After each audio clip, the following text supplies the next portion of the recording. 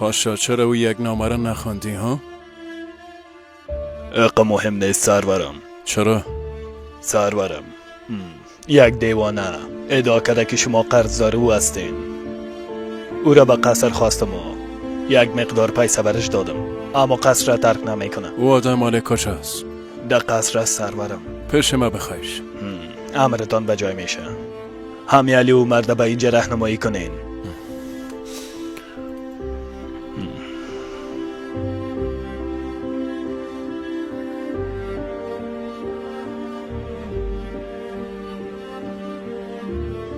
بگو فرزندم از ما چی میخوای؟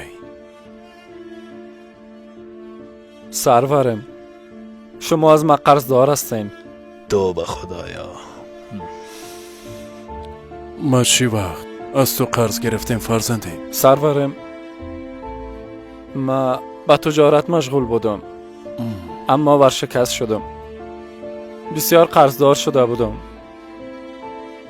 سرورم، هر شب به درگاه الله دعا میکردم. فرزندم اقاشی روی نکو، اصل منظور به سلطان بگو. اما قسمی که گفتم، هر شب به درگاه الله دعا میکردم.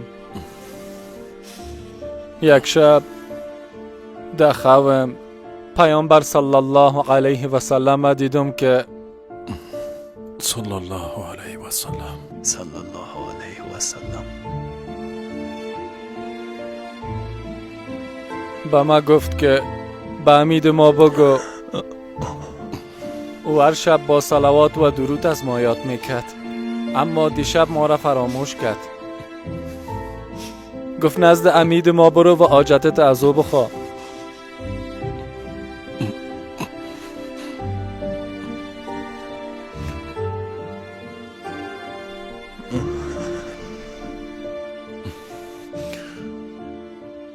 چی فرمود دوباره بگو. پیش امید ما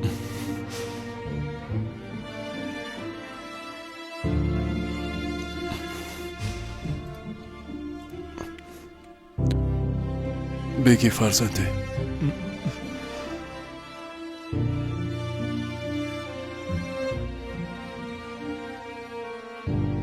میشه دوباره بگی چی فرمود؟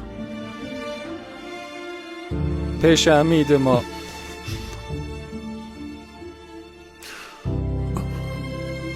بگی فرزنده.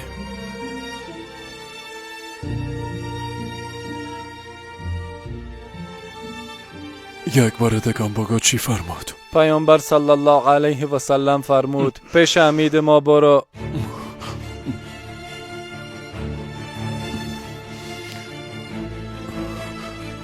بگی.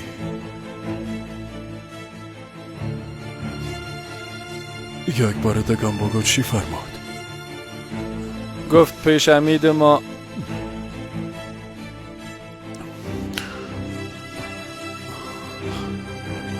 بگی فرزنده. فرزندم اما قبرت کافی نیست. کافی است پاشا، با این پول میتونم قرض ما بپردازم. سلامت باشی فرزنده.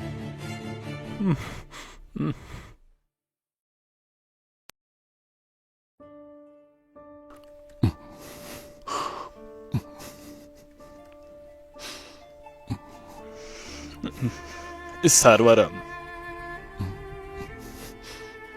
نزدیک بود تمام سرمایه‌تان برش بتین. تو چی میگی پاشا؟